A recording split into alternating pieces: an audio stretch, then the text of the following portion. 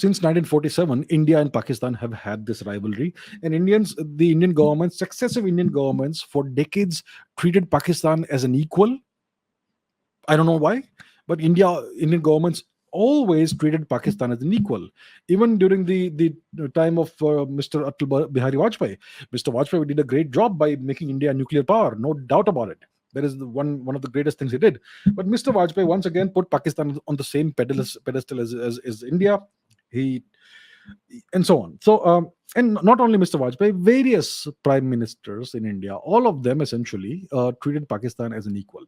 So from 1947 onwards, there was this continuous, constant India-Pakistan rivalry. There was this. The Americans made it a point to hyphenate India and Pakistan. So there was no mention of India without a mention of Pakistan, and there was no mention of Pakistan without a mention of India, right? So the Americans also made it a point to treat India and Pakistan as equals. So the India Pakistan rivalry was something that went in parallel with the USSR rivalry during the Cold War, and later the India Pakistan rivalry became a parallel to the India China rivalry, which still continues. So these are two rivalries that have always existed in parallel. And this was also something that was very much one of the main themes of the second Cold War, Cold War 2.0, which we are currently living through, right? The rise of China and all that. So since 2012, more or less, there has been this new Cold War between the US and China. Because at that time, China was the great new emerging power and maybe the next superpower. So that was the new Cold War, the trade conflict and all those things. And the India-Pakistan rivalry was very much something that was in parallel to the US-China rivalry. Now, and India and China obviously are adversaries. We have territorial conflicts. The Chinese claim Indian territory. They have illegally occupied Tibet and so on and so forth. That's a whole different story. We all know the facts. And this all culminated in the clashes between India and China, which happened recently in June 2020. We had the Galwan clash, which was the first time Indian and Chinese soldiers died. The Chinese tried to minimize their casualties. They said that only 4 Chinese soldiers died, but it's slowly emerged from a variety of sources, including Western sources, that way more Chinese soldiers died than Indian soldiers died. I think there were 20 Indian deaths and maybe 80 or 100 Chinese deaths or something like that, whatever the number is. But more of their soldiers died than Indian soldiers. And then there were this continuing India-China border skirmishes and clashes, more or less smaller and bigger clashes that went on until 2021, right? So you had all of this happening. So the India-Pakistan rivalry was always in parallel to the US-China rivalry. At some point in time, the Americans lost interest for whatever reason in Pakistan. They gave up on Pakistan, and Pakistan then migrated into the Chinese corner, and they became a Chinese vassal in exchange for money. So then they became China's attack dog for counterbalancing India. And then India took certain very strong actions against Pakistan, which essentially ended more or less all the Pakistani terrorism in India. This happened after 2014. Before 2014, there were incidents of terrorist attacks in India almost every week or every other week. After 2014, it all ended because the Indian government under Prime Minister Modi took very strong, decisive actions against Pakistan. It sent home the message that we will not tolerate any more nonsense. Right? We had the Balakot, we had the surgical strikes, the Balakot airstrike, and various other things. So Pakistan became a Chinese attack dog. Then what happened is that this year, on February 24, the Ukraine conflict started, the special military operation of Russia in Ukraine. And coincidentally, at that time, the then Prime Minister of Pakistan, Mr. Imran Khan, happened to be visiting Russia, right? Now, as we know, Pakistan prime ministers don't hold any real power. It's kind of like the UK prime minister or the Japanese prime minister. The Pakistani prime minister doesn't ever have any power. They do everything with the assent of the Pakistani establishment. Nothing is done without the approval of the Pakistani establishment. What is the Pakistani establishment? It is a permanent policy-making, decision-making establishment, which is made up of the military, which is the army, the armed forces. It is made up of the intelligence, which is the ISI, and to some extent, the diplomatic bureaucracy, which are extensions of the military and the intelligence establishment of Pakistan. So that is where the true power resides in Pakistan, the military and the ISI. That's where the power lies. So no Pakistani prime minister does anything without the approval of the ISI and the military. So if Mr. Imran Khan went to Moscow to meet Vladimir Putin in late February 2022, it was done with the approval of the military and the ISI. Right now, we know that Mr. Imran Khan is a huge fan of Indian foreign policy. He calls it India's independent foreign policy, India's proud, self-respecting foreign policy. He is known to play clips of what Dr. Jaishankar says when he's holding big rallies and all that. He puts Dr. Jaishankar's statements on the screen. 30-second video clips, 60-second video clips of Dr. Jaishankar, and he has praised Indian foreign policy multiple times as an example of a truly independent and proud and self-respecting foreign policy. So Imran Khan, by nature, is somebody who has wanted to make Pakistan independent of any great power and a non-vassal state of any great power. That's what he has always wanted. His statements even 10 years ago were like that he wanted Pakistan to come out of the US orbit. At that time, Pakistan was in the US orbit. It was a US vassal state. Then it became a Chinese vassal state, right? So Imran Khan made this trip to Moscow in February 2022. Now, Imran Khan, we know that in 2021, in August 21, the Americans withdrew from Afghanistan. And there was talk about Americans creating, various bases, military bases in Pakistan for drone overflights, for drone attacks on Afghanistan, on the Taliban, and so on and so forth, right? Because it was withdrawing from Afghanistan physically. So it would need some local bases for carrying out drone flights and operations. And there was talk about Pakistan hosting such bases, American military bases. And Imran Khan made a public statement that he was absolutely against hosting any American base on Pakistan soil after America's withdrawal from Afghanistan. So that was a big red strike on Imran Khan. I mean, publicly saying such a thing against the overlord, against the superpower. And we also know that after Joe Biden came to power, he refused to even do a single phone call with Imran Khan because of Imran Khan's leanings towards a more independent foreign policy. So there was already this ill will towards Imran Khan in the US establishment, in the US establishment. Let's call it the establishment, right? There was this very strong ill will against Imran Khan. And then he made the statement of that he will absolutely not host any American bases on Pakistani soil after the Americans withdraw from Afghanistan, right? And then he made a trip to Moscow. And it seems to have been the last straw, that how dare a Pakistan prime minister make a trip to Moscow when Moscow is about to launch apparently an invasion of Ukraine. And coincidentally, the day Imran Khan reached Moscow is 24 February, if I'm not mistaken. And it's the same day that Vladimir Putin authorized the operation on Ukraine. It's the day the war started, the day Imran Khan reached there. And then he met Putin for, 10 minutes, 15 minutes or so, a courtesy call or whatever. Vladimir Putin made sure that he did meet Imran Khan so that out of courtesy or whatever, and there was some discussion or whatever. So the Americans took that as a big no-no, that how dare the Pakistan prime minister meet Vladimir Putin on the day this is happening. So it's clear that the Pakistani military and ISI had approved Imran Khan's trip to Moscow. Maybe they were aware that this would be the last straw for Imran Khan from the US perspective. Maybe they were aware of things that Imran Khan was not aware of. So anyhow, Imran Khan goes to Moscow in February 22, and by April it's done. There is this no confidence motion against Imran Khan, which again would never have succeeded without the establishment support, ISI support and military support. So Imran Khan was evicted, removed. He calls it a coup. He calls it a US-led coup against Pakistan, against the people of Pakistan, and so on and so forth. In the Pakistani establishment, there are various schools of thought. There are three main schools of thought. One school of thought says that Pakistan should remain a US vassal state. There is another school of thought that says that Pakistan should become or should remain a Chinese vassal state. And there is a third school of thought that says that Pakistan should have a more independent and multipolar foreign policy. Right? Three schools of thought. It's clear which school of thought has emerged on top. Pakistan is now once again a US vassal state. It is no longer a Chinese vassal state. Understand this now. This is now very clear. Until 2022, until the beginning of 22, Pakistan was very much a Chinese vassal state. We had the China Pakistan economic corridor that the Chinese were building. It was not doing very well in the past 2 years because of the pandemic and various reasons, but it's something the Chinese invested a lot of money into. The Gwadar port is essentially run by the Chinese, or more or less owned by the Chinese, and lots of Chinese investments in Pakistan, in Balochistan. There were uh, attacks on Chinese agents in Balochistan by the Balochi freedom fighters and so on.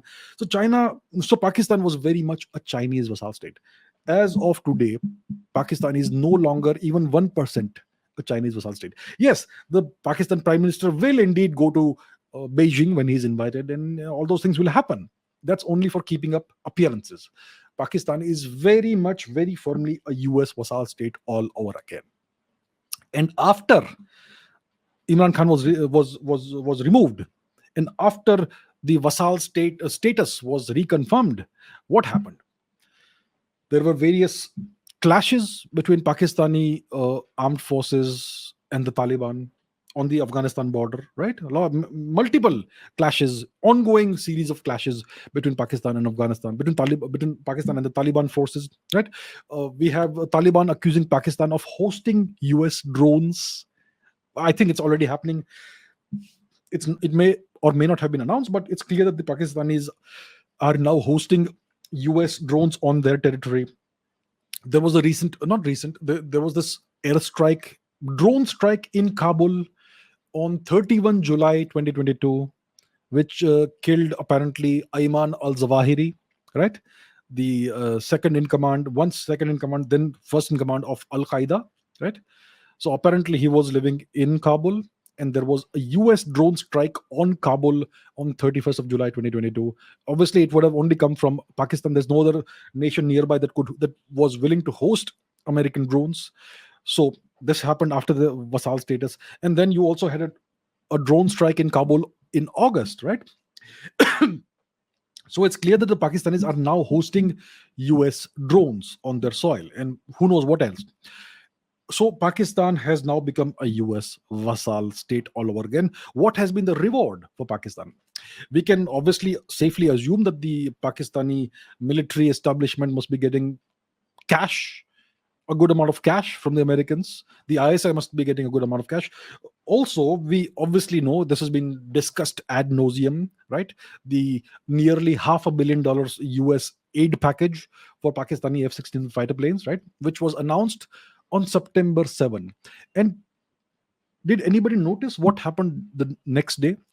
The Americans announced a $450 million aid package to Pakistan for their F-16s on September 7. What happened on September 8? On September 8, the next day, India and China announced their border disengagement. This is a major de-escalation. At the time, I said this is something that was done to facilitate Prime Minister Modi's presence in the Samarkand SCO summit, the Shanghai Cooperation Organization summit. Yes, that would also be a factor in that. But is it a coincidence that this was announced the very next day after the Americans announced their aid package for Pakistan? The resumption of military aid to Pakistan, which is aimed only at one nation. It is only aimed at India. You know, killing terrorists using F-16s is like using a machine gun to kill ants or mosquitoes. It doesn't make any sense, right? So the aid that is being given to Pakistan to refurbish or upgrade their F-16s, it's only aimed at India. So the very next day, India and China announced their major border disengagement, which is a major de-escalation. And then what else did Pakistan gain from the Americans? On October 5, the Pakistani Chief of Army Staff, Bajwa, that fellow, he met the US Secretary of Defense, Lloyd Austin, at the Pentagon. And the Americans made a big show of all the pictures, of Lloyd Austin standing at the gates of the Pentagon and personally welcoming Bajwa over there in that very lavish limousine, which essentially is the same kind of honor that was given to Dr. S. Jaishankar when he visited the place, right? So they are once again treating Pakistan on par with India. They are trying to rehyphenate Pakistan and India and all that, right? So that's the game they are playing again, the same good old Cold War playbook. And then we have Pakistan being pulled out of FATF. Then they've been given a clean chit, right? And we also have heard about investments in Pakistan by South Korea as well as Japan, which are two very well known US vassal states. So, what does this mean? This means that the US has re-established its hegemony over Pakistan, and Pakistan is now officially a US vassal state. It is no longer a Chinese vassal state. The Chinese have lost control of Pakistan. Understand, the Chinese are no longer in control of Pakistan. The Americans are now firmly in control of Pakistan. So the US has re-established its hegemony over Pakistan, and the US in parallel has failed to establish any kind of hegemony over India. It wanted India to do its bidding and condemn Moscow and distance itself from Moscow. That's not happened. India has done the exact opposite of that in the Indian national interest. So the US has established hegemony over Pakistan again. It has failed to establish hegemony over India. So what's happening now? Pakistan is now a US vassal state. China has lost all control over Pakistan, or is in the process of losing all control over Pakistan. What could happen in the future? Dare I make some predictions? Oh my God, how dangerous is that? What could happen in the future? Firstly, Pakistan could become once again a conduit for terror in India. That is a very dangerous game Pakistan would play, because India can hit back 10 times as strong. But yes, that could happen. I don't want it to ever happen, but let's understand that this is a possibility. Secondly, Pakistan could become a conduit for terror in Xinjiang. Do we know where Xinjiang is? Let's go to the map. We must always go to the map. Where is Xinjiang? It is north of Tibet. We know where Nepal is. Yes, my dear friends. North of Nepal, you have Tibet. North of Bhutan, you have Tibet. Bangladesh, which is currently occupied by China. And north of Tibet, you have what was once called East Turkestan. The capital is Urumqi, right? And you had other Silk Road cities there, like Khotan, which was founded by Indians during the Mauryan times, and so on. So this region north of Tibet is called Xinjiang, Xinjiang. So that is a place where you have this independence struggle. The Uyghurs live there. The Uyghurs, I'm sure you all know who the Uyghurs are. These are Turkic people. They are like half Turkic, half Indian origin. Once upon a time, this entire region was Indic in culture and ethnicity. Then there were the Turkic invasions, as a consequence of which you have the Uyghurs who sprang up from the soil, and the Uyghurs are essentially like half Indian, half Turkic. And they are obviously the religion they practice is Islam, and they are fighting this religious independence struggle. Let's just call it an independence struggle against the Chinese, right?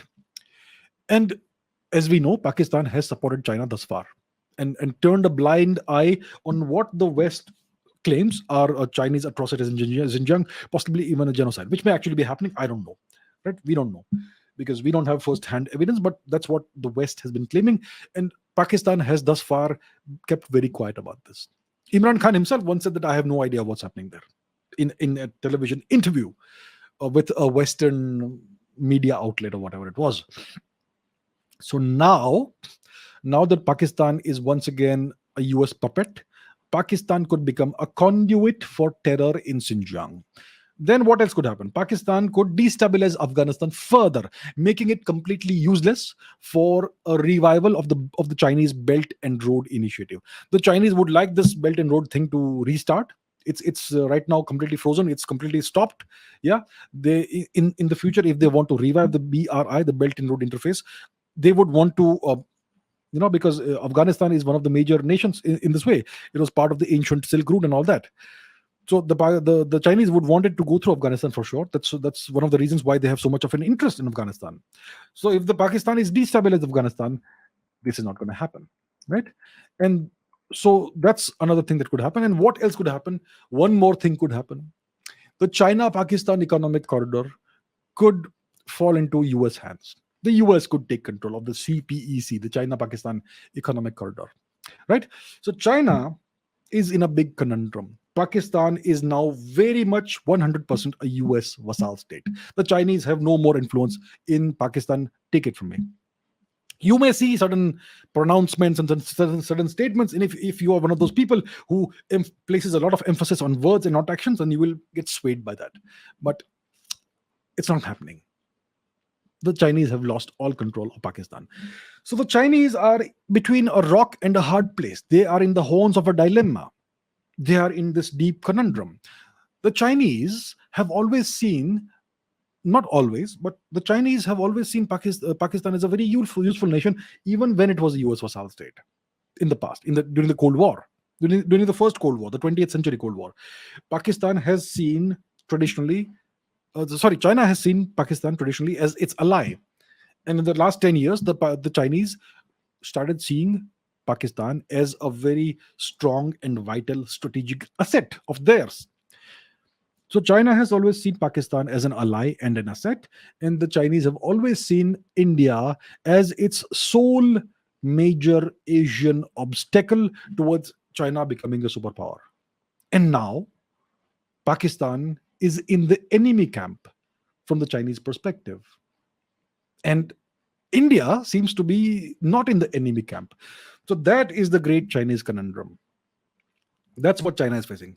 So expect things to get better between India and China. Can India trust China? Absolutely not. The Chinese can never be trusted. But you can expect things to get better in a variety of ways between India and China. The Chinese are in a very tough position now. They are not going to be a superpower anytime soon. Their economy is crawling. Their population is aging. They are being encircled. Their semiconductor industry is dead. They are being encircled by the Americans. They have not succeeded in making Russia a vassal state. India made sure this doesn't happen. So now the Chinese are running out of ideas. Their their Belt and Road Initiative is dead. The Maritime Silk Route is not happening. Nobody likes China anymore because of all their actions. And the Chinese, for rightly or wrongly, are being seen as the perpetrators of the Wuhan crisis, of the great coronavirus pandemic. You see, that's what's happened. There is no goodwill towards China from any part of the world. The Chinese are in a very tough position. They have always antagonized India. They've always used Pakistan as their strategic asset to bleed India with, or to counterbalance India. That is gone. Now they are in a position to come crawling to India and try to make friends. India can never trust China, but India can use China if there are opportunities for that, right? So that's where we are. That's where we are today. That is the strange situation we find ourselves in. India is not a US vassal state. India is not an enemy of the US either. India is pursuing an independent foreign policy. India is cooperating with the US in a variety of ways, issue based cooperation. India still would like to have the US on its side. It's the Americans that are seeing India as an adversary. It's the Americans that are running a hybrid campaign against India, using social media, using the media, having thousands of anti-India articles being published. They are arming Pakistan against India, and they are doing all kinds of things of this kind, right? The US wants India to become a complete vassal state, which is not happening. India has emerged as one of the three great powers, apart from the great superpower, which is the US. The three great powers are India, China, and Russia. So we are living through interesting times. What the future holds for us, we don't know, but we can expect the Chinese to play mischief and to be troublemakers. We can expect the Pakistanis to play mischief and to be troublemakers in the region, in Asia. They could very much destabilize Afghanistan, right? They could possibly, depending on what their masters order them to do, they could possibly, I don't know, try something against India like they used to do in the past. And they could even act as a conduit for various terrorist activities against China in the Xinjiang region. All these possibilities are very much open. The Americans could very much take over the China-Pakistan economic corridor. And all these options are on the table right now. So that is about Pakistan. Very interesting times we're living in. Pakistan has made a complete flip-flop. It has gone into the US camp.